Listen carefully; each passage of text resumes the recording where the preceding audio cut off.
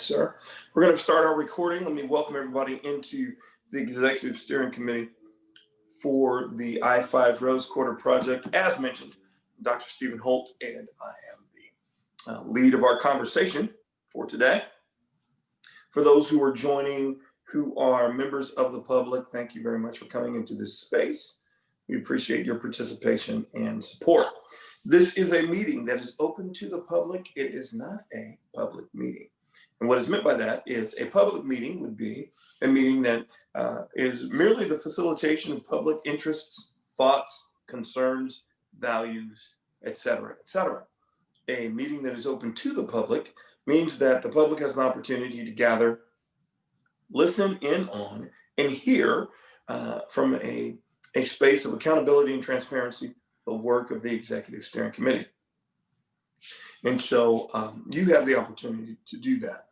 This discussion today will be specifically in relationship to the I-5 Rose Quarter and the work that is in front of it, and decisions and or information that the Executive Steering Committee needs to go through. So that being said, I'm now going to have Amber kind of walk us through some of the back scene information that you need to know. Amber.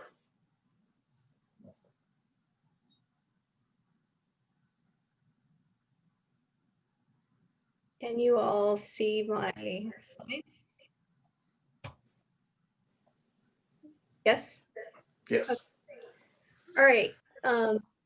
Good afternoon, everyone. I'm Amber Ontiveros with the Owners Rep team. We're going to go through a quick Zoom review. I know the ESC members and most of the participants on this call are very familiar with Zoom. But this is just to highlight and recap some of those things. Please note Corinne's phone number is here. If you have any IT technical issues, feel free to text her and she can help you. I will be shutting down my video to allow everyone to focus on the more important things, which is the ESC. Again, just to remind everyone, we will be live streaming today and everything will be part of the public record.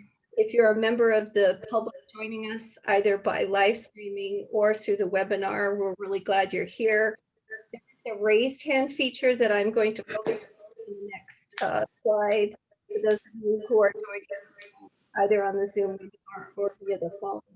If you have technical issues, feel free to text Corinne at 504-905-2892, and that number is also on the agenda. And again, ESC members, if you can leave your videos on. Those of us who are not on the ESC and not actively speaking, please turn your videos off until such time as you need to speak. Just a reminder, on your Zoom are several features here. This is to allow you to unmute yourself, and this is to allow you to start your video. If you want to know who are the participants, feel free to touch this and it will show who are the participants, as well as we will be monitoring those who will be attempting to make public comments. And just a reminder, we're live streaming. If you want to provide a more detailed public comment, feel free to email this address, info@i5rosequarter.org.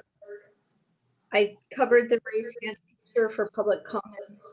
You will have 1 minute to make a public comment. And again, if you have any technical issues, feel free to text Corinne. And with that, I will turn it to you, Dr. Holt. Thank you so very much. Appreciate it. Let me go over what we're going to do today very briefly. Our agenda for the day. We're going to give a moment for public comment. We will hear from our director, Megan Channel, who will give her update. And then we're going to spend the majority of our time on independent highway cover assessments. And then we'll talk through our next steps. So quite a full agenda for the day. Let me just give you a few comments then, just to remind us about how we do what we do.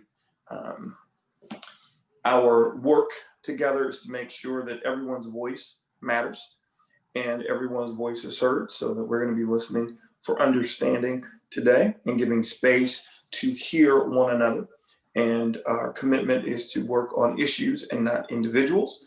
So we'll be addressing and dealing with if there are issues to be addressed, and that's how we will approach that. We also understand that that means some potential of discomfort in the process of addressing issues as we're thinking through things together. We understand that that's the case. And we also know that we didn't get here overnight, so we're not going to be able to solve it in one night. So we accept and we expect non-closure. And then lastly, we commit ourselves to remaining respectfully engaged as we work through the process. We understand that it is exactly that, and it will take all of us to get there. So in light of that, I will now defer to our chair, Chair Simpson. If there's anything you'd like to communicate, and Amber, you can stop with the screen sharing for a moment. Yeah, I don't want to take too much air out of the room, but just, you know, quick sentiment and appreciation of everybody's time commitment to this effort. Clearly, this is not a very simple thing, simple process, or simple project for that matter. Because if it were, it would have been done already. And I think one thing that most of us need to keep in mind, that this is beyond complex and more importantly, very emotional, because there's a lot of history with this, and there's a lot of different opinions and different backgrounds and different life experiences and different perceptions and different expectations and a multitude of differences. And so my goal as chair of this, as for this very important project for our region and our state and the West Coast for that matter, is to really use this as a way to bring us more together. I think what we've seen over the past year is we have such a significant level of polarization going on in our communities and in our country and our world for that matter. I think bringing people together through complex circumstances is actually a substantial value add to the future generations, that you can work through complex situations and bring people together as opposed to walking separate directions. I think as Dr. Holt alluded to a little bit ago, it's, you know, it's not going to be everybody's kumbaya, and, you know, some people are going to go different directions to a certain extent, but overall, I think ultimately this is a substantial investment that we're all making as taxpayers. And, you know, the goal is that there is a return on that investment, and we want to take into consideration that, you know, human lives and human impacts based on infrastructure projects from our historical paradigm of doing things, and a way in which we go forward, that we take that into consideration and make sure that we're not taking advantage of communities that don't have the strongest voice, and rather uplift those voices. And I think, you know, as it relates to this, the Black community, the Lower Albina community, you know, as I told a small group the other day, my goal is to bring people together, especially within the African American community, because there is a lot of polarization that exists within the community itself, outside of the broader group of stakeholders. So if anything, to me, again, success out of this project is bringing the Black community together to have a unified voice and a unified platform and objective and direction for future populations that'll grow up in this community, in this region, so that we can combat discrepancies or injustices or inequities that exist today. So I'll leave it with that, and we can get back on track of the show today, Dr. Holt, and I appreciate you giving me the time to say a few words. Thank you, Chair. We appreciate it. We're going to do a roll call.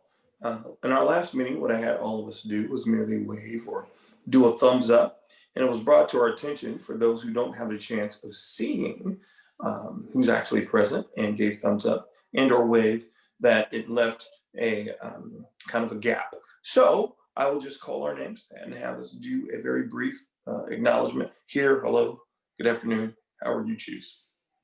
I will begin with Marlon Holmes. Good afternoon, everyone. Good afternoon, Dr. Ebony Amato.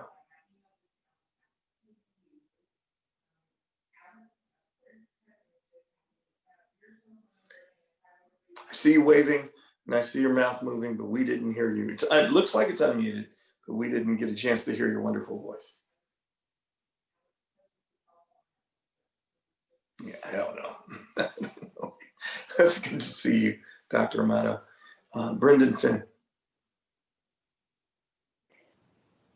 Good afternoon, colleagues. Good to see everybody. See you. Jana Jarvis. I am here. Thank you. President Peterson.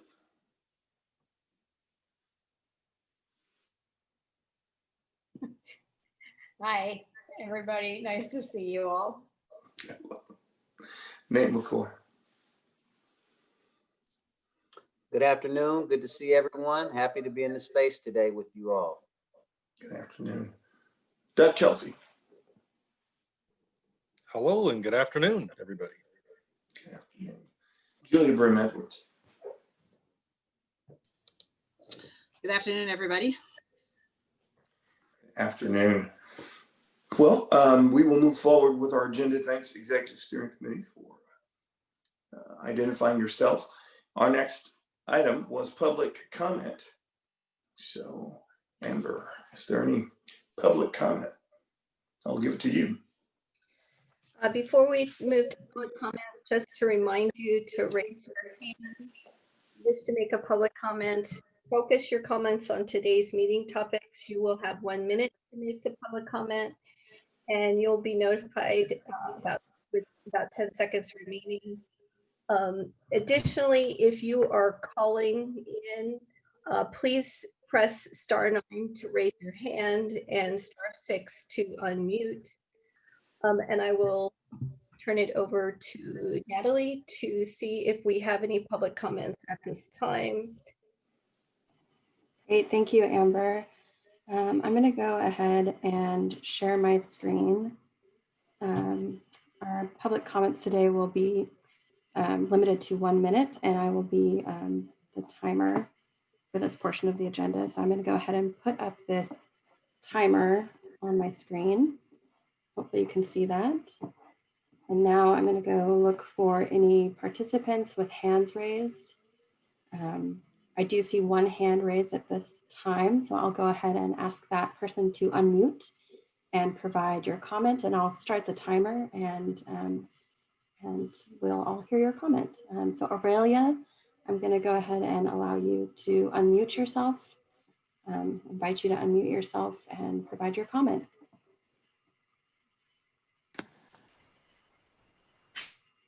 Hi, everyone, and for your time today. My name is Aurelia Nelson-Reski. I'm a 13-year-old middle schooler. When the climate crisis passes the point of no return, I will be 23. I'm here today when I would much rather be learning algebra or on Zoom with my friends, because I must demand a safe and sustainable future for my generation and for generations to come.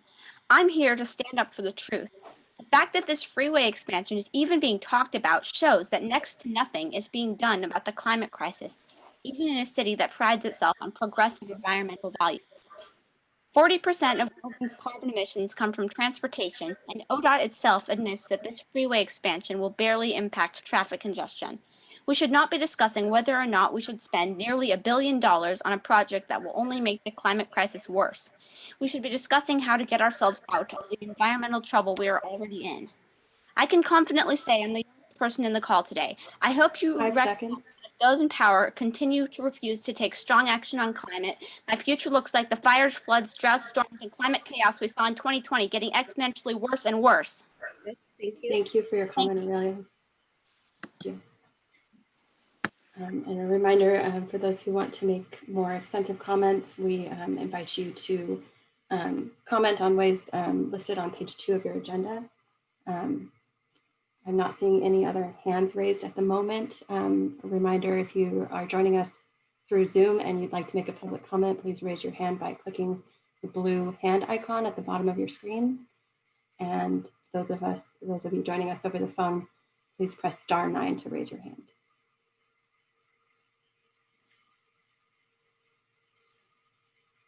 Well, if you have no other public comments, we will move forward in our agenda. Thank you for the public comment that came in. Quite articulate for a 13-year-old. Wonderful. We do see Bryson Davis, who is also part of the Executive Steering Committee. Bryson, if you would just acknowledge your presence. Yeah, sorry about that. I tried to switch from phone to computer and screwed everything up. But I'm back. I'm glad you're back. Thank you.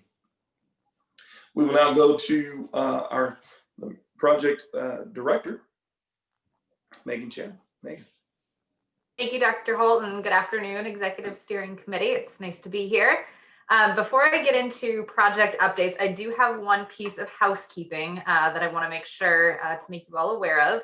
So we do have a statewide training requirement for all members of Oregon boards or commissions or committees. So this requirement does extend to you as an executive steering committee that's advising the state, in this case, the Transportation Commission, on the Rose Quarter project.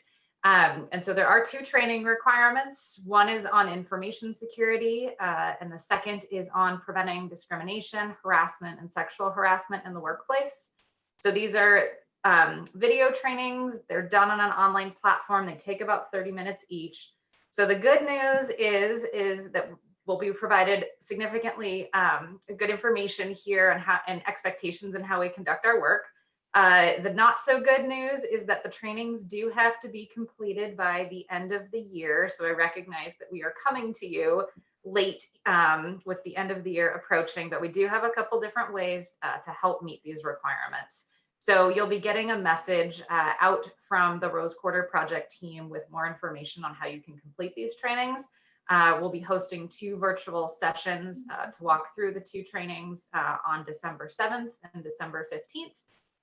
You'll also have an option to do these trainings at your own convenience via an online platform for which those instructions will be sent to you. So just wanted to flag that more information will be coming, and thank you for working with us as we complete the required trainings for our groups.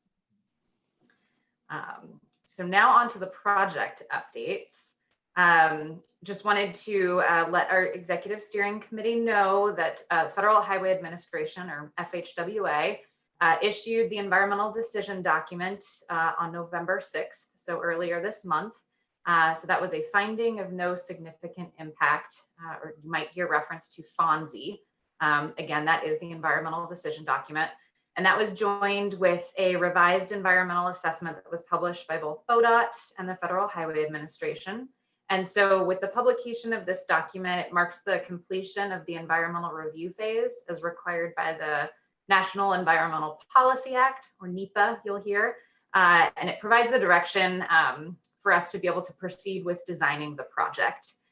And so the environmental decision document itself includes the federal findings that the project does not result in significant environmental impacts, as well as copies of all of the comments that we received from the public during review of the environmental assessment back in 2019, a summary of the ODOT and Federal Highways comment responses to those, as well as revisions that were made to the document in response to those comments.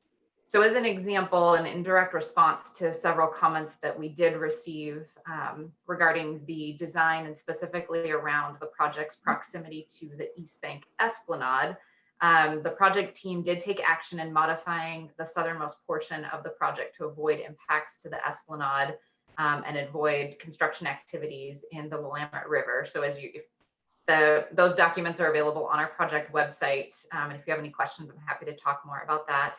But that is a design modification that was made. And also in response to partner and agency stakeholder feedback throughout this process, the Oregon Transportation Commission did direct us to complete an environmental peer review of the environmental assessment focused on air quality, noise, and greenhouse gas emissions. And that review was done back in the spring of this year. And so that peer review panel of national technical experts agreed with our methodology and the evaluation and findings. And that peer review process did support the publication of the environmental decision that we see here this month. So again, the completion of this environmental document really allows us to move into the design phase. And this is where we can really work closely with you, work closely with the community on those key design decisions and shaping what the outcomes for this project will look like and getting into more of the details that I know we're all craving. And as we shift into the design phase, we'll also be developing performance metrics. I know that we touched on this very briefly at last month's meeting, but again, defining the performance metrics to measure our progress towards the steering committee's defined outcomes that you articulated at last month's meeting. And so the technical leadership team, which includes ODOT, Metro, and Portland Public School involvement, are drafting of the metrics now, and we of course will be sharing these with the soon to be formed Historic Albina Advisory Board, as well as you as the Executive Steering Committee for future discussion and approval. And then as we move forward into the design phase and look forward to the construction phase of the project, we are working closely with Hamilton Sunt Joint Venture, who is our construction manager, general contractor. You'll hear reference a lot to CMGC. That is our contractor that is joining us early in the design phase. And so we executed their contract earlier this month and are in the process of onboarding that team. And moving forward, in addition to providing the value engineering perspective, the contractor perspective throughout the design phase, the CMGC, Hamilton Sunt, will have close and frequent coordination with the Community Oversight Advisory Committee, one of the bodies that supports our work, as the Disadvantaged Business Enterprise and Workforce Program is stood up and put into action. And on the next slide, I wanted to talk about one more action that we are taking with the stand-up of the Historic Albina Advisory Board. So I know I mentioned this at a previous steering committee meeting, but we are standing up the Historic Albina Advisory Board to ensure that we're elevating the voices of the historic Albina community to really inform the project's process and design to develop outcomes that benefit the Albina community. And so we are currently in the process of appointing the positions for the HAB. The appointments are being led by our strategic engagement advisors on the project with historic ties to Albina. And so that includes our facilitators here of the Executive Steering Committee, the future HAB, as well as our Community Oversight Advisory Committee. Applications are also out on the streets. So a portion of the seats will be selected through an application process. Those are open until Monday. Per I think prior conversation, Metro will be joining us in that application review process. And we'll be announcing the members of the HAB at your next Executive Steering Committee meeting on the 14th, and anticipation of the first meeting of the HAB in January. And so that concludes my project update. I'm happy to answer any questions that you have. Thank you, Megan. Questions? Executive Committee. Dr. Holt, Hi, Jay. Yes. I'm wondering if it's possible that the application and the information for the advisory board be sent around to the committee members. Oh, absolutely. I'm Great. sorry, Megan.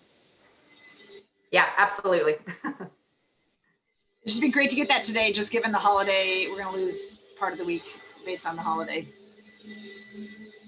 Thank you. Thank you very much. Any other questions or comments, Executive Steering Committee members?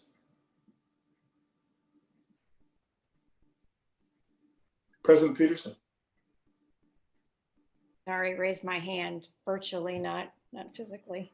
I just wanted to just remind me again of the number of members on this committee, on the HAB, and how many are at large, and the criteria that were being used. Yep. So the maximum number is 17, but is being defined by the input from our community leaders, as well as the number of applications that we receive. And in terms of the evaluation criteria for the applications, that is something that I know our communications team, in coordination with the project manager defined from Metro, is working on as we review those applications.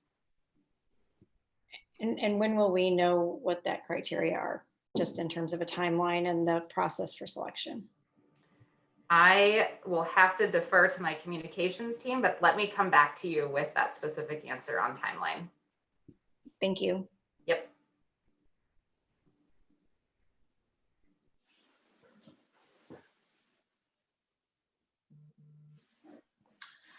Any other question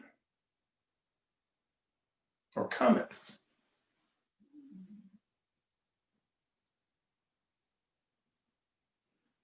Okay. Well, of course, you know, Executive Steering Committee, if there are other things that come to your heart and mind or thoughts in relationship to that, you have a host of ways of communicating that as we go forward. Our next section in this particular meeting is to spend quality time talking about the highway covers. Now, it's important to me that there be enough space for thoughtful engagement and real dialogue. So the amount of time that has been allotted is not allotted for a monologue or for you to be drenched with information. It is actually intended to create space so that each section gets broken up for an opportunity created for question, answer, response, feedback, etc. Sam Imperetti is going to be directing the majority of the conversation and creating the opportunity for response for Executive Steering Committee members. Provided in the section, if there is no engagement at the time, I may ask some of the Executive Steering Committees to weigh in or to make comment. The goal again is to make sure that we're having real, authentic dialogue and that we aren't packing the meeting so much so we can't think together. So in light of that, Sam, let me turn it over to you. Thank you, Dr. Holt, and welcome ESC members. Again, Sam Imperetti, the Independent Cover Assessment or ICA facilitator. Consistent with Dr. Holt's direction, we have 8 separate opportunities for members of the ESC to engage in discussion, dialogue, and direction, and they are interspersed throughout the presentation. First, I want to do the welcome slide, which is next, and we need an advanced slide, please. Thanks so much. And so the major goals of this afternoon is to move the ICA process forward. You will hear that this is the last process-centric conversation we'll have with you. It does involve some key issues, and we will introduce you to some of the substantive work. As usual, the reminder that the ESC is our de facto client, and we, the ICA team, take direction from you as we go forward through the process. The next slide gives us our agenda. We'll do a brief overview of the next steps in the process. We'll have presentations on a previewing of the project documents. It'll be a review of what's to come in the upcoming meetings. We'll introduce the subject of governance and finance. We'll take care of the last remaining process or facilitation needs assessment, and we will close with next steps. Next slide, by way of a reminder, is simply where we are in the process. So indicated in the upper left-hand corner, there's the orange dot. That's where we are today. We'll finish up the process work, and that'll set the stage for the substantive work that begins in work session 1, 2, and 3. You will have a grounding presentation for that next. The ultimate goal, of course, is to have the ESC present its recommendations for the OTC to consider at its July meeting. So next up, I'm going to introduce Kate White, who will introduce herself, and she will give us a preview of project documents. Take it away, Kate. Thank you, Sam, and good afternoon, Executive Steering Committee members. Delighted to be here, have this time with you, and share some of our work to date.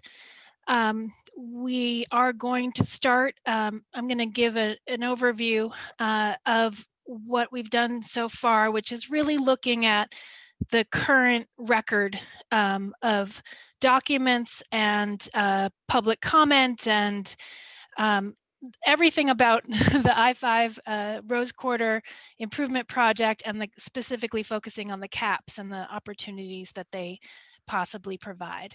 So, so what we've done so far is really, looking at existing conditions.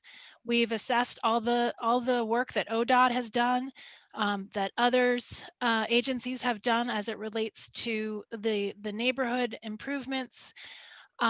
We have looked at the current conditions. We've done some site visits. Some of our team, the ZGF and Arab team, have been up there and walked around, seen the current conditions.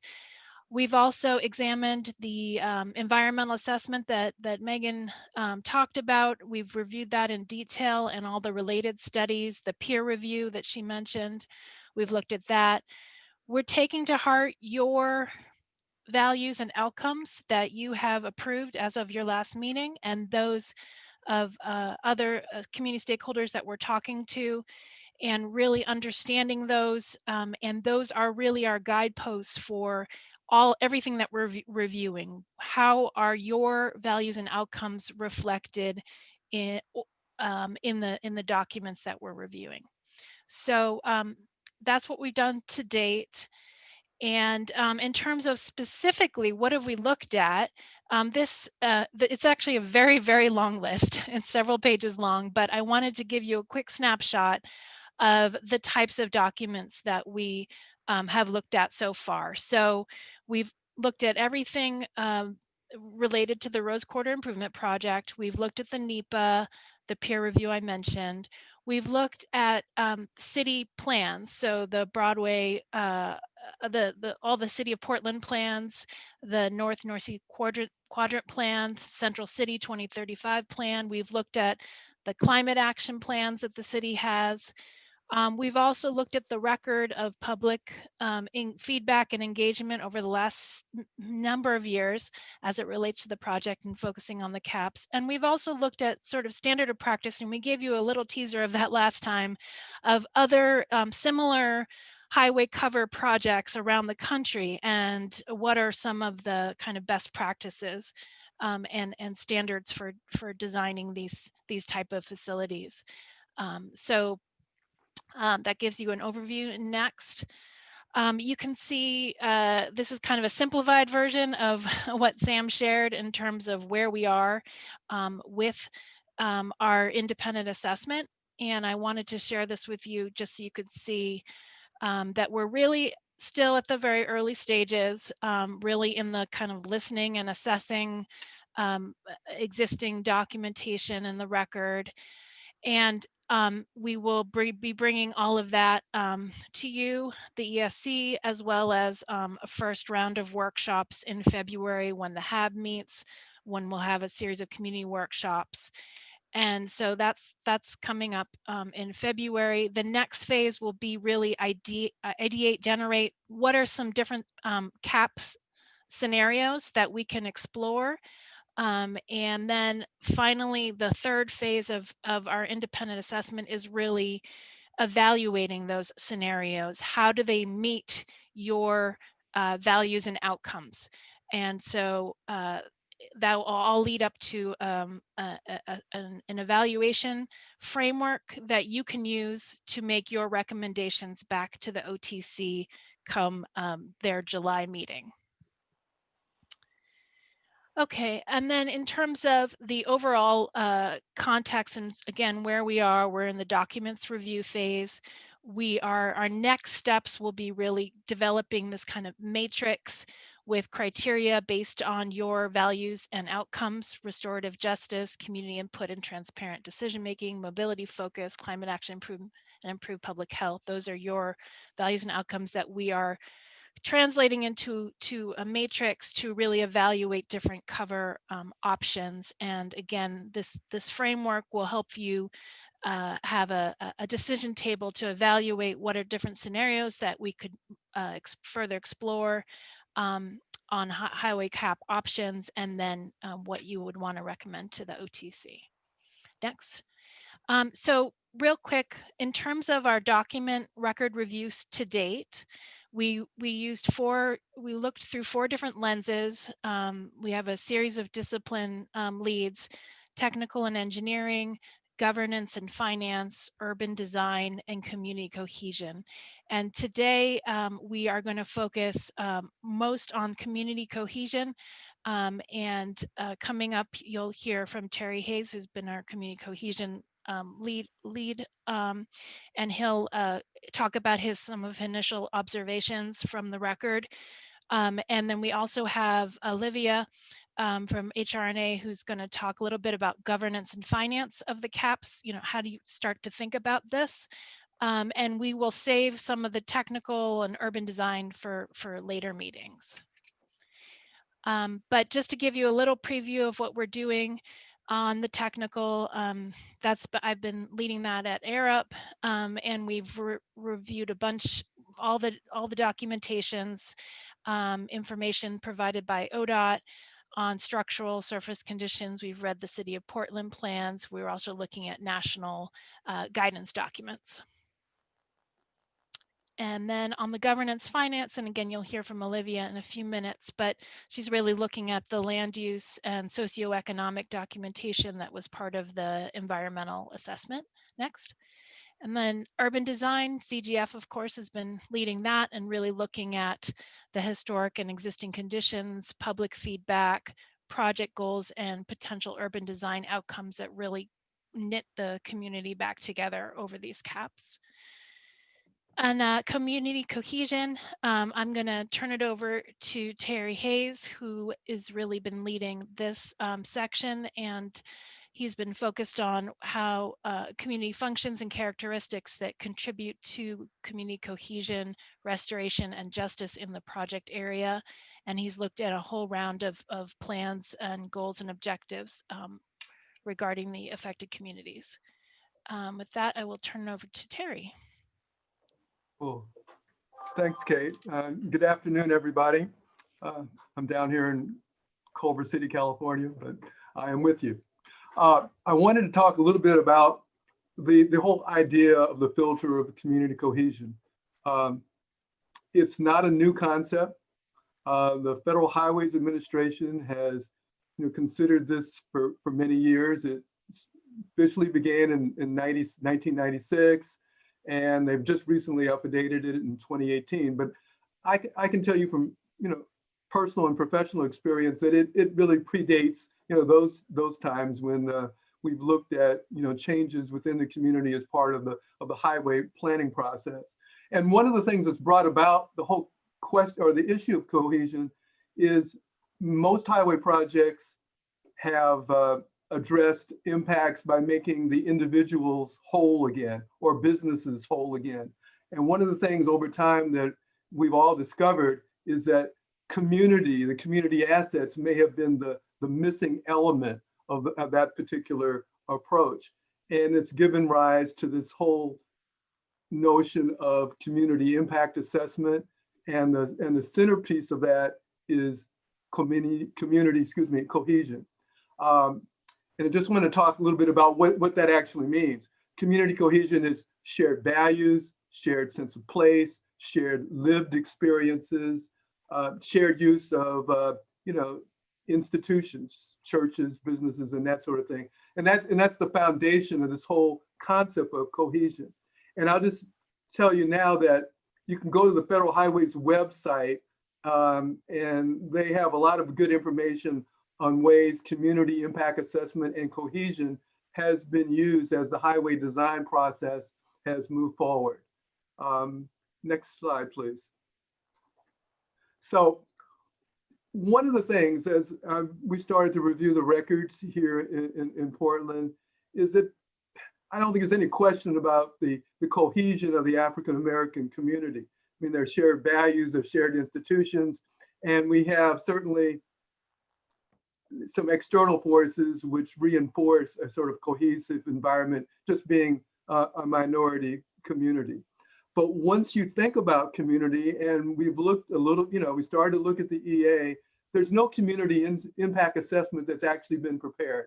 It's been a kit of parts in terms of socioeconomic, land use, and other factors, but no holistic view of cohesion.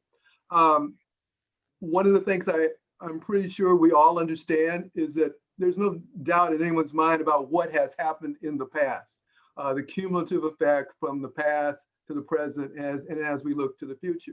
And I think, as you as stakeholders well understand that, I think the real difficulty becomes as we start to look at this in more detail, is it's technically difficult to address cumulative from the past to the present to the future. And it's an important undertaking that we need to get our arms around, because it allows us to look at the community in a holistic way and not be limited with a very, very narrow focus. And I just want to point this last issue. You're wondering why there's a picture of Los Angeles on this graphic, and I'll give you a clue. This is a project very near and dear to me. I grew up in the neighborhood that was passed through this freeway.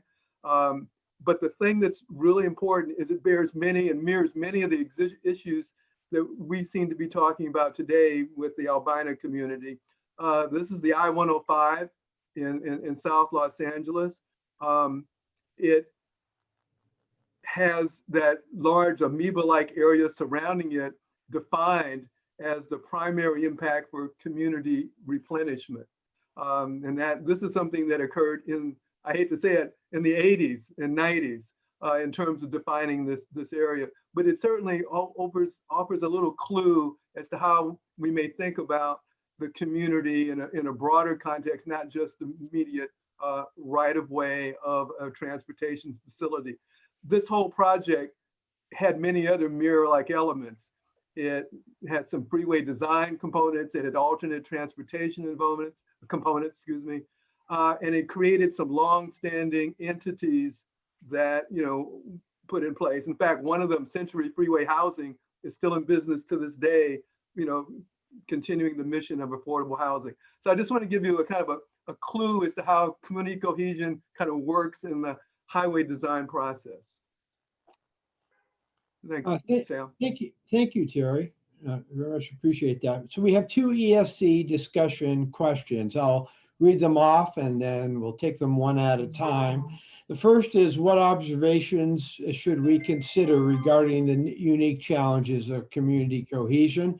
And those questions and comments and suggestions will be directed to Terry. And then the second, after we finish that, we'll overall look at, is there anything missing from our approach to the document reviews? So ESC members, questions, comments, suggestions, direction on the community cohesion element.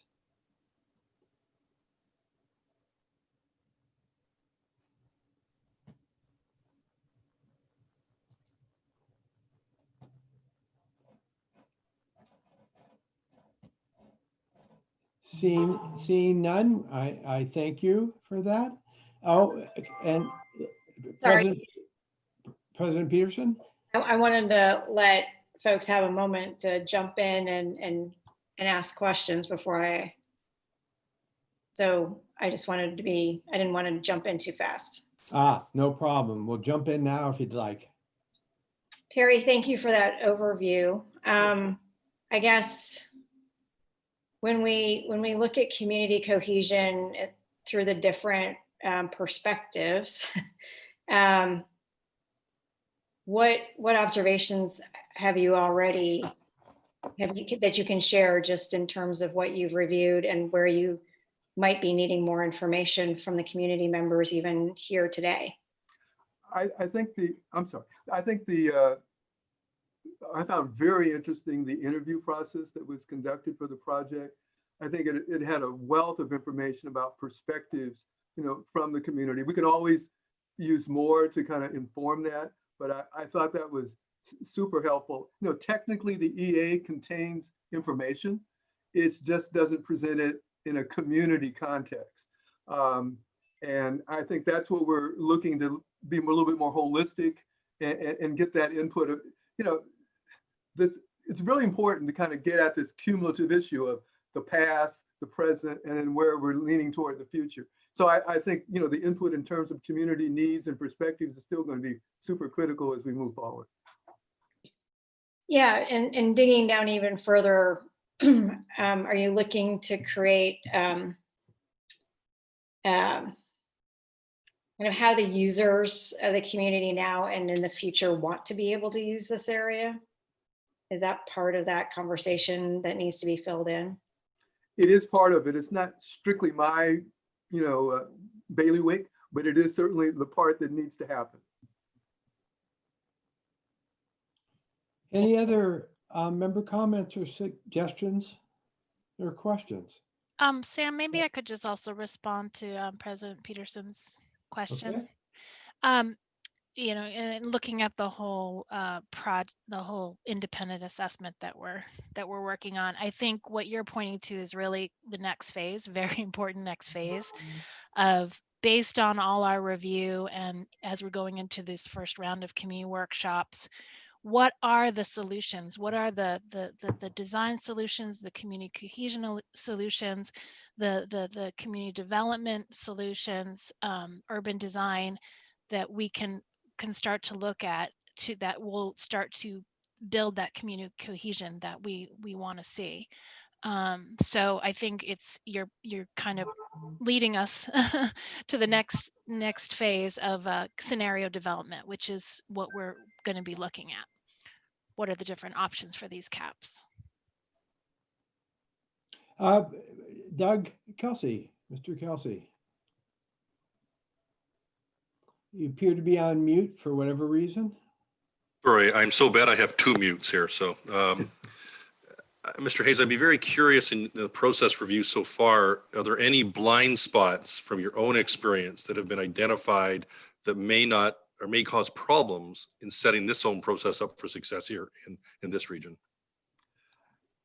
I think the only blind spot is that we haven't pieced all the technical information together as a whole in terms of the community. I think the pieces are there, and I think we just haven't combined them in a holistic way to look at how a functioning community responds to a infrastructure improvement or the benefits of that improvement. I think it's not really a super blind spot. Like I said, the pieces are there. We just need to kind of mold them into a community perspective on it. Thank you. Last call for questions or comments or suggestions on this discussion. So I have a just a question. This is more of a process question. So is this sort of the last pass at this, or like I say, is this setting the scope? Is this setting the scope, or is it just a checkpoint in the process? Definitely not the last chance. And we would like to share with you some of the other lenses at your future meetings, some of the technical review and the urban design review, which we didn't get to share today. And you're going to hear from Olivia in a minute about some of the community development opportunities. Last call. Let's go on to the first question. Is there anything else missing in this approach to the document review? Anything else missing from any of the ESC members' perspective? Again, understand this was just sort of the preview overview of what's coming in the following meetings.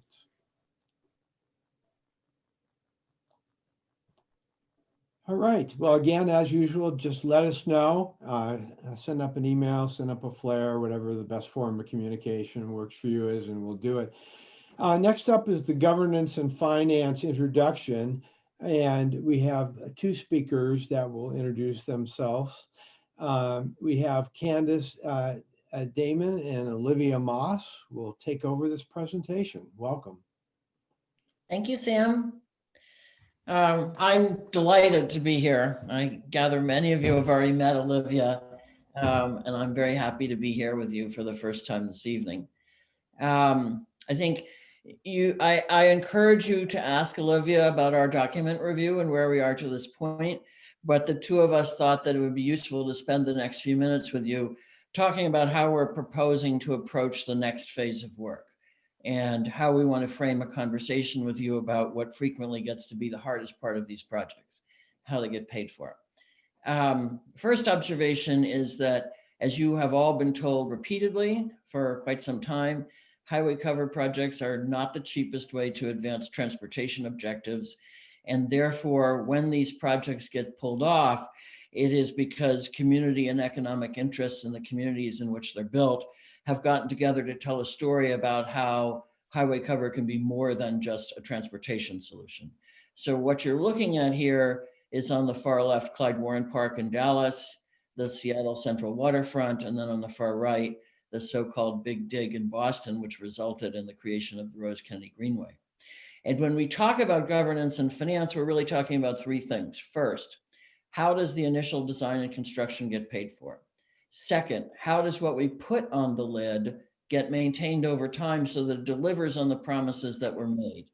And third, who is it that is organizing the coalition of stakeholders in order to design, build, maintain the investment over time? And what you're seeing underneath these pictures is the evidence that in every case, there's no single source of funding and there's no unified governance structure. These are all advanced by partnerships where we should expect transportation money to be part of the solution, but not all of it, because it is in fact the Community and Economic Development Coalition advancing the project that needs to bring the rest of the money to the table and participate in its long-term governance, because they're telling a story that's more powerful and bigger than simply about transportation. In Dallas, DOT put in about half the money. The rest came from private donations determined to see downtown Dallas merged with uptown.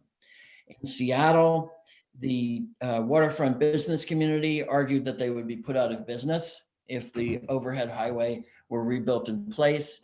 And they allied themselves with a variety of progressive advocacy groups that brought the city to the table to make a significant baseline contribution, with the rest of the operating dollars coming from various kinds of philanthropy and food and beverage program on site, all of which is proposed to be operated equitably and inclusively. And in the case of Rose Kennedy Greenway, in some ways, the cautionary tale, the state of Massachusetts Department of Transportation was prevailed upon to make this investment and then operate it for a period of years, at some point at which they threw up their hands and said, this is not our job, and proposed to walk away in short order, were ultimately prevailed upon to step back in a phased method over a number of years, which forced the creation of a downtown and community coalition that now operates the parkway on top of the Big Dig. Olivia? Great, thanks. We can go to the next slide. So Candace introduced a few examples that help us to introduce some of the terms we'll be talking about.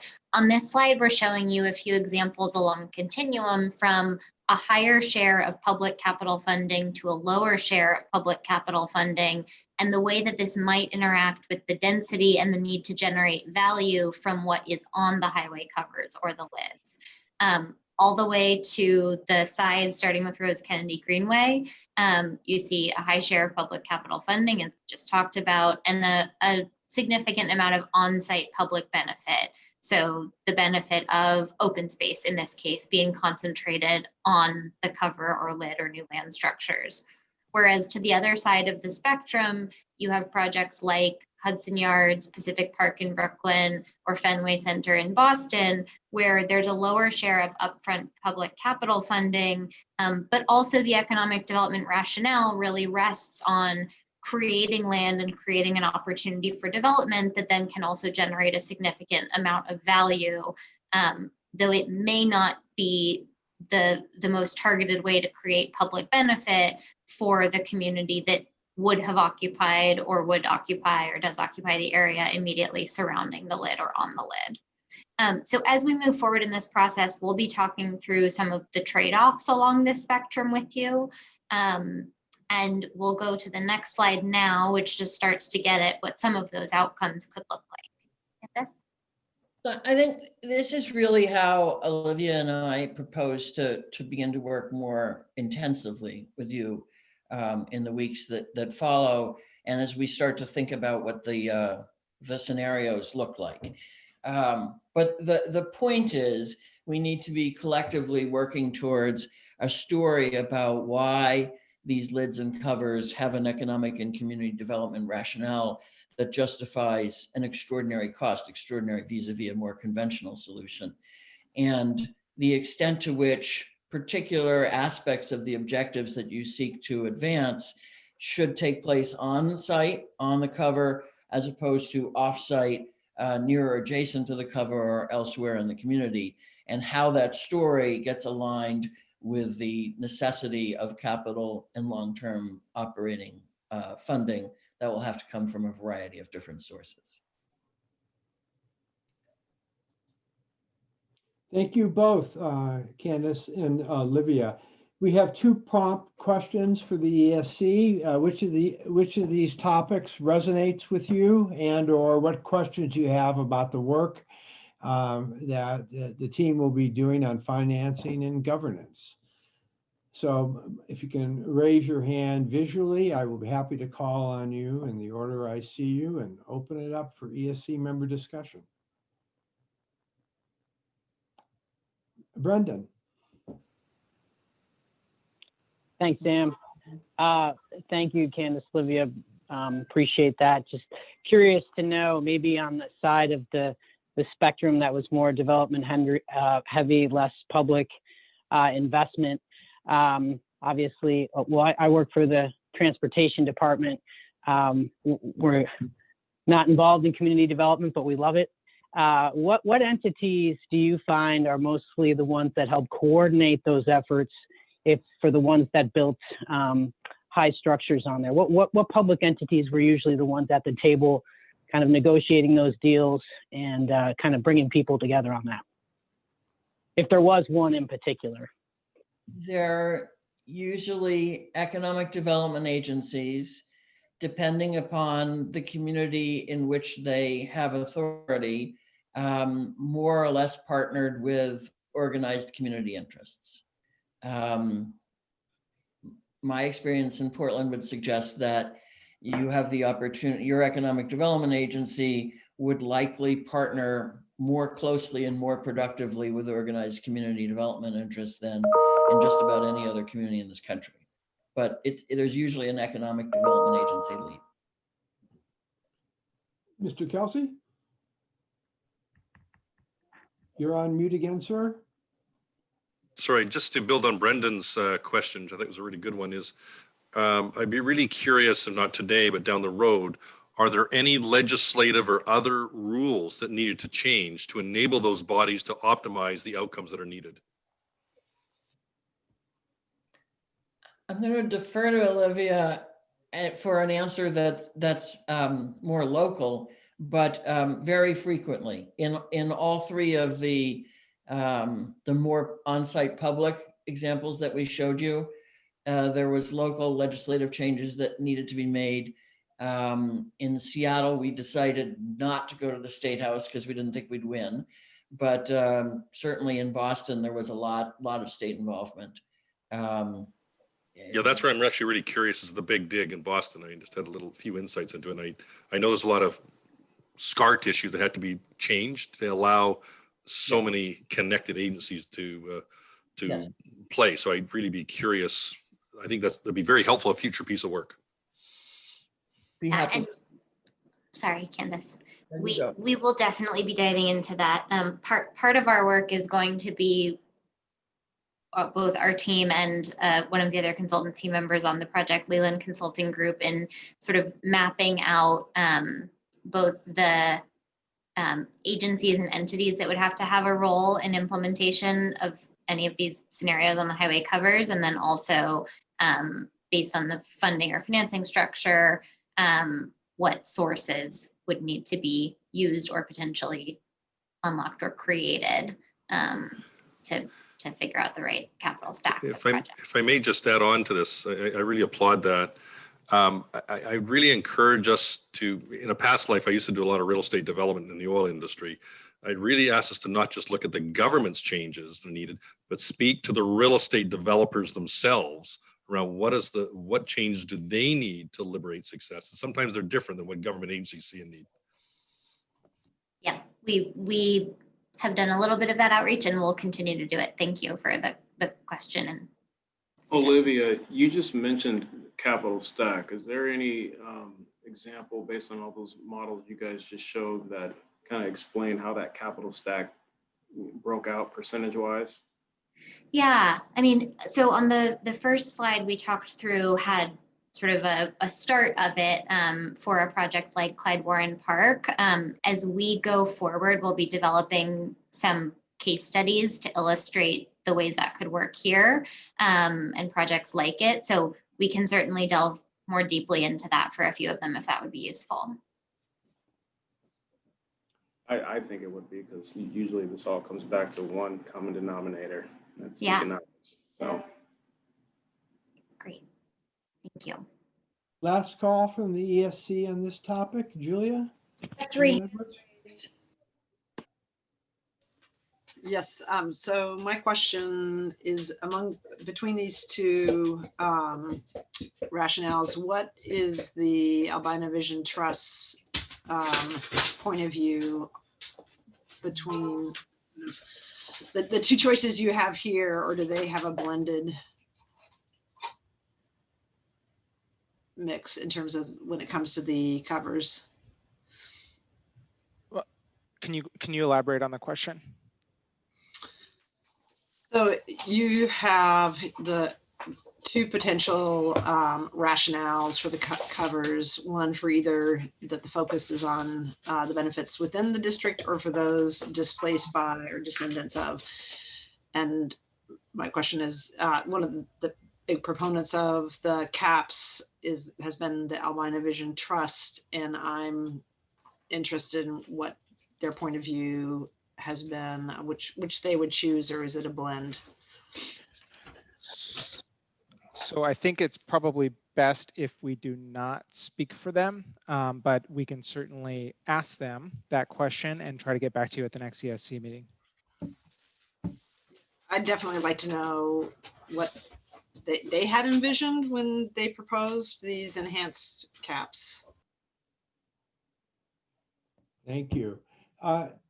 Mr. McCoy, Nate, did you have your hand up, sir? I did, but I think Chair Simpson kind of answered it about the capital stack, but I'm just more concerned about this. This is not the first attempt to kind of do community economic development and allowing BIPOC communities to maybe have a chance to develop their own communities. And so I'm just more wanting to understand if there is, I guess, a roadmap or roadway to seeing what that really looks like. Because I'm a little critic in this conversation around actually seeing it, because I don't think we've ever really seen that in Oregon, and in particular Portland, with longtime residents that have been displaced. So just wanting to really challenge that and see how, at least in Oregon versus other states, that we can actually crack that nut, because it would be nice and it would present a great opportunity to build a real economics in our community if done right. So just trying to figure out what the right is, and these two comments lend itself, but they're words and not actions. So I'm just wondering, how do we bring some of this to action?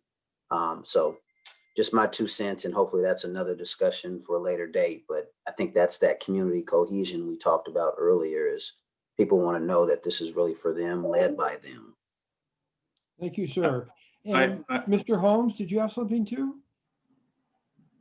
Yes, I had a question.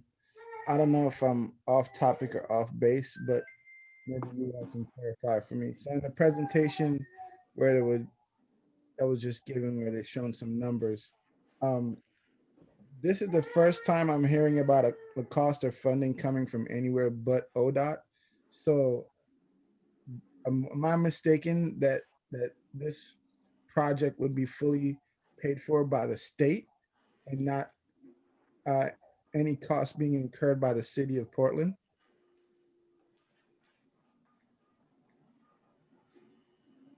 I mean, that's my question. Is Portland paying for any of this, or is this all being funded by ODOT? Because here it looks like public funding and private donations and things of the like. I think, Marlon, in that effort, oh, sorry, go ahead, Brendan.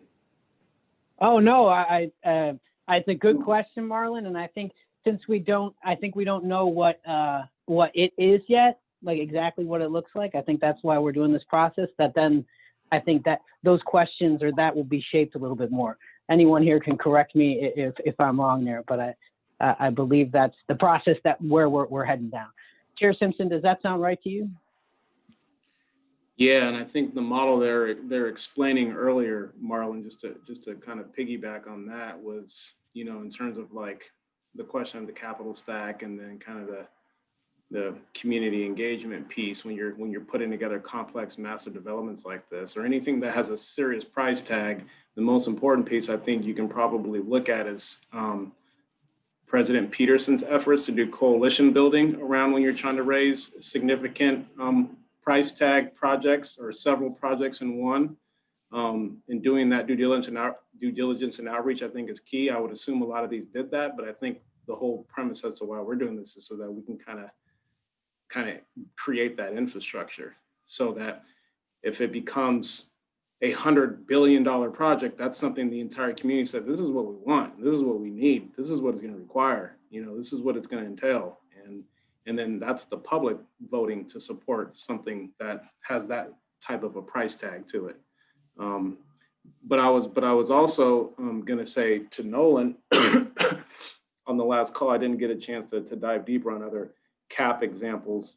And as I was talking about Reconnect Rondo, that is going to be an example that, or I mean, I don't know where we're at and where they're at in the process of getting through the CAP conversation, but hopefully in our efforts, we can create something that they can learn from to stitch into their process or vice versa if need be. I'll leave it with that. Thank you all very much. Are any other ESC members like to comment? Mr. Holmes. The follow-up.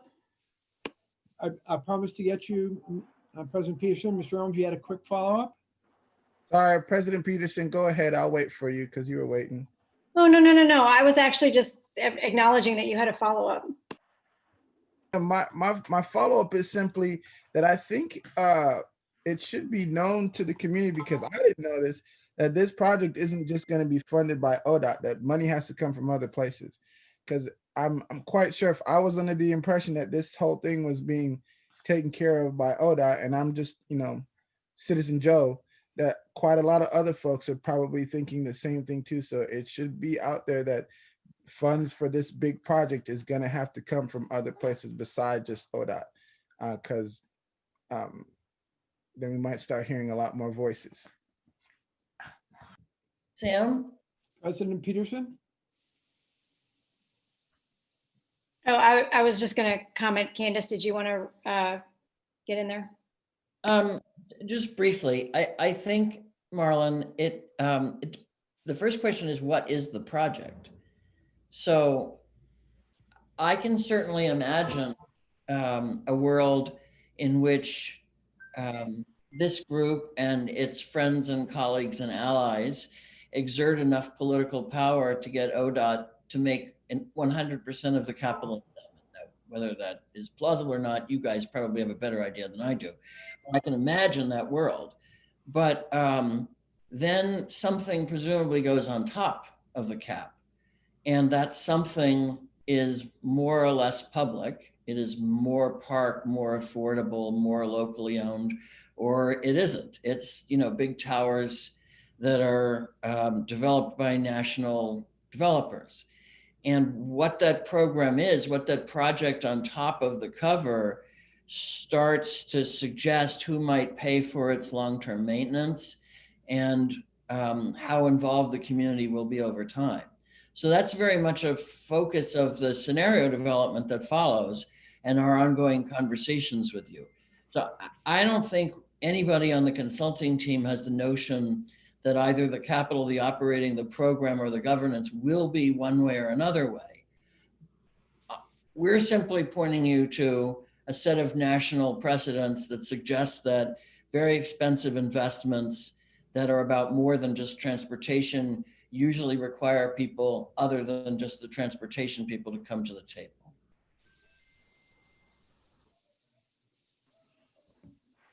And it looks like that's all the members I can Sam, see. Sam, Yes, looks like Jana. I have to, Okay, I still have Jana. comments to make. yes, President Peterson. You want to make them before me, Lynn, or do you want to go now? Well, I've had my hand up for this. Yeah. So it's definitely President Peterson's turn, then Ms. Jarvis will be your turn. Thank you. One, I just want to comment on the myriad of different ways that this can be paid for. I think you're right, Candace, to talk about what the lid entails and what's programmed on top. But there was a lot of visioning that went on in terms of the financing of the totality of this project and totality of this area, because we can't just have a lid and not have it connect to the surface streets on each side. And there was $65 million set aside in the regional transportation measure that failed. And we will need to continue to pursue that funding on behalf of the city of Portland and the region, because it doesn't, like, the entirety of the project doesn't work without that surface street improvement, as well as the undergrounding of the light rail for the future that was also in the package. So there are a bunch of things that were surrounding this project that are part of the transportation system of this place that still need to continue on, and we need to find financing for those. So we're in a hole right now in regards to this area and its redevelopment. So we're gonna have to have conversations about that. But I guess the second part of my question is, what will we get as ESC members that will help us, to Nate McCoy's question about action, to get to a public-private partnership model, whether that be on the construction as well as the maintenance, because we have different constraints in Portland in terms of money and opportunities. And we have not been able to realize a public-private partnership of this scale yet.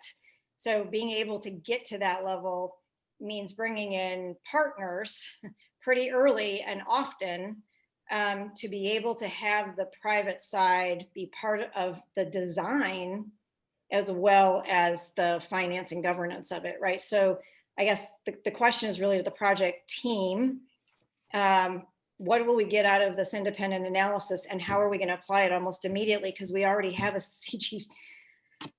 construction management team that's been brought on, but what we don't have is the public-private partnership portion of that yet. So I think I can try to answer that quickly because we are a little bit behind schedule, but ultimately we will be producing scenarios. Those scenarios will test feasibility of the idea at a very high level.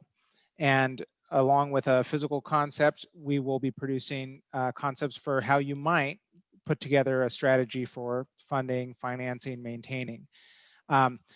That will then go back to the ESC, and if the ESC advances that to the OTC and they adopt it, the rest of the team that's working on this project will be required to figure that out with its public agency partners.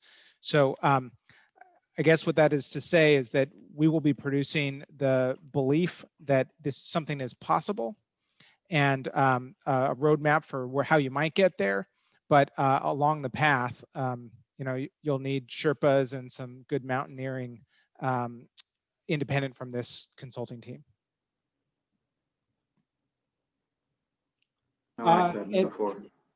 Jarvis, Ms. Jarvis, you have the floor. Thank you. It's Jana. Yeah, no problem. So I think with this conversation has been enlightening. It's my understanding that all covers are not created equal, that depending on what you're going to put on top of it changes the design standards and therefore the cost of building the cover. And we also need to recognize that we have some limitations on the use of highway trust fund dollars and how they're used. And as was mentioned earlier, ODOT's not in the community development business per se. So I think it's really helpful for us to get a vision of what it is we think we want to have, and then have a better understanding about how in the world we're going to pay for it. And so I was, as where I was listening to the presentation, I was a little concerned too, because I think there's this thought out there that ODOT's going to be paying for everything. And that has not been my understanding from day one. So I wanted that clarified, please.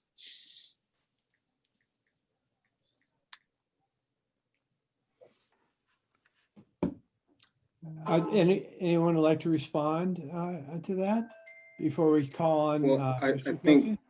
I mean, just real quick, Jan is 100% correct. The only thing I would push back on her is that ODOT does or can build or be one element, one piece to building community, but it's not designed to build entire community, especially as it relates to urban developments. It's a transportation agency, specifically more highway related. But Marlon, I think what this does is this opened up a very important dialogue and conversation for upcoming meetings as we get deeper into this, because if there's an educational like crux there that we're not connecting those pieces, then we need to slow down a bit so people understand how these conceptual ideas actually do get paid for, and more importantly, as an ESC body that's working from the transportation perspective to a certain extent, what role does ODOT play in that massive community development model? Because yes, there are going to have to be other agencies and stakeholders in order to pull off some of these pretty images we just saw here on display. Mr. Kelsey. Yes, thank you. I totally agree with what Orlando just said, particularly the community educational piece. And I think even members of the ESC would probably be benefit as we evolve through on the educational piece, because particularly on the finance side, this can get very complex very quickly. I think, and these things take a lot of time. That's where my mind goes back to the timelines that have been articulated. That is the different finance alternatives at the, I'm going to call the 20,000 foot level, that are high level. I do think either ODOT, WashDOT, and such, we're all going to have to work through this around if there's P3 structures, and for those at home who don't follow that, public-private partnerships. There's design build finance, operation and maintain. As you move to the back end of that spectrum, particularly on the O&M side of that spectrum of what is a P3, there's an immense amount of work for those who's ever delivered a P3, particularly with O&M. It is heavily front end loaded in the many, many millions of dollars once we understand the it. So once we understand the it, then we can start to work on, I think, a parallel finance structure conversation, not just the options. And I think it's just, I just don't want us to underestimate the amount of lifting that's actually needed to pull that off. And I believe well, potentially beyond ODOT's capabilities. And I just, as a fairness to them, because this is can be very complex stuff. If it's just about grants and donations and such, who can bring what money to the table, I believe this is far beyond that to kind of get into the Boston big digs of the world, where there's so many stakeholders here, including the private sector. We're going to have to create a value proposition for them. That's because if they don't make money, they're not coming unless somebody gives them some grants and such. So if we get to complex structures, I just would, for future work, that we keep thinking about the parallel stream of execution of the finance model, not just the concept side of the finance model. So. Thank you, President Peterson. I want to put an exclamation point on what Doug just mentioned. This needs to be work that's done in parallel to the entirety of the project. And I would ask that, again, the reason I mentioned the lack of resources on the local side is because now we are in a hole in terms of being able to be a partner, and we're gonna have to figure out how to move that forward.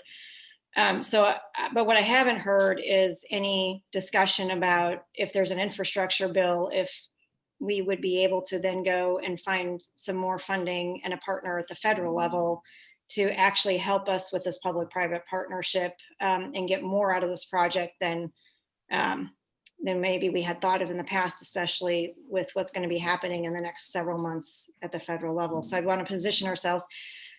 We are so strapped at the local level that having a local match is going to be a key problem here. And I don't think it's fair to put the entirety of what we're doing on the city of Portland. It's a regional issue. That's why we put it on a regional agenda.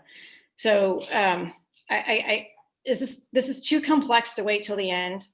It needs to be a conversation that runs in parallel. And I think we're finding that with everything that we're doing on this grand scale, is that if we wait till the end, we will have set up expectations that we may or may not be able to meet, or we've missed opportunities like a federal partner or a private partner that we weren't able to bring in when we needed to bring them in. Thank you all very much. Obviously, this is an important topic, and it will be presented in great detail with plenty of opportunities for your involvement, guidance, and direction. We have 1 minute left in our allocated time, and what ends the rest of the topics are the facilitation needs assessment document, which was sent out Friday afternoon. We will not have time to go over those topics in discussion with you, but we'll work with Dr. Holt and Erica and the various teams to find an offline solution to tee those up in between now and your next meeting or at your next meeting. So given the fact it's 4:25 again, on behalf of the ICA team, we thank you, and I'll turn it back over to Dr. Holt. Thank you, guys. Great communication today. Really emphasizes why I suggested we kind of slow down with the amount of content that's being presented so that there's ample time to interact around content being presented. So I will offer two things. I'll offer kind of the ongoing engagement and feedback loop so that if there are concerns and or things that weren't talked through or settled, please email. Feel free to send email so that we can continue, at least be aware of what those items are. Second, which is, I think, extremely essential for the work we're trying to do, is it would be great to make sure that we're able to have our one-on-one engagement. We can spend some time either with me or even potentially with Sam and I and or others to talk through some specifics and particulars, which then would be able to be brought back into the group with an informed conversation. So thank you so much for your work today. A couple of things that are in front of us, our upcoming schedule, but before I do that, I want to give a moment or two to our program manager, project manager, to respond to the conversation that was introduced earlier. Questions in regard to the HAB. So, Megan. Yeah, thank you. So President Peterson, thank you for allowing me to phone a friend. I got the response for you here. So the selection panel and the project team with partners are convening next week to finalize the selection criteria. And at a high level, the applications are going to be reviewed through a lens of do the members have established personal or professional connections to historic Albina or relationship to the BIPOC community? What are their demonstrated or expressed values surrounding restorative justice? And again, a focus on members who have the kind of devoted volunteer or professional time to advocate for the outcomes for the Albina community. So those are the kind of elements at a high level, but the team will be finalizing the selection criteria early next week. Excellent. Certainly wanted you to get that closure. Our schedule has us meeting again in a few weeks. Let me propose, and I'm going to ask you guys to think about it and then respond to it. You don't have to at this moment, so be prepared though to respond to it. Let me propose that our meeting opportunity be reconsidered. We talked about meeting more frequently, and or initially I talked about the possibility of extending the meeting. We've had at least 3 meetings that in my mind demonstrate we either need more time together or we need to see each other more frequently. There is a lot to do, and I don't want to get behind in our process because our engagement and our effort is to keep it into a 90-minute meeting. So I'd love to hear your feedback on that, love to hear your thoughts. Again, not necessarily asking you to do so today, but I am asking us to be prepared to have that conversation so that we can do our job efficiently and effectively and successfully transparently, etc. So any comments real quickly from our ESC members? Chair, is there anything from you, sir? Just an extension of appreciation of this conversation today, because it's really starting to get into the real point of what it is we're here collectively talking about. I don't want to neglect a very important comment Nate McCoy made as it pertains to, I don't know if everybody really understood, but ZGF team and others to take to consideration this idea and this concept with really about wealth creation and keeping in the back of your mind just the idea of how you actually do restorative justice projects in historically marginalized and displaced communities by providing real estate development opportunities, not contracting, not service providers, land ownership, and what that entails and what that looks like, and what's the value add proposition, as Doug alluded to the private sector, who are going to be the ones that come up with the bulk lion's share of the capital when we're talking about big, complex, billion-dollar development projects like this, if it goes down that route. But I just wanted to reiterate that, you know, again, as I indicated when we started, this is going to be complex and emotional. And I don't think it's going to be this very simple, streamlined process as it may look on the outside. So I just encourage everybody here to, you know, try to reserve those emotions and sentiments and feelings and try to work towards, you know, bringing us together as opposed to polarizing us. And hopefully we can get to something that creates shared prosperity in the end. Thank you, sir. I appreciate it. Thanks everybody for your time. We are back together in 3 weeks on Monday, December 14th. You will hear from us in between that time, and enjoy your Thanksgiving. Be safe, take care of each other, stay healthy. Bye. And go Steelers.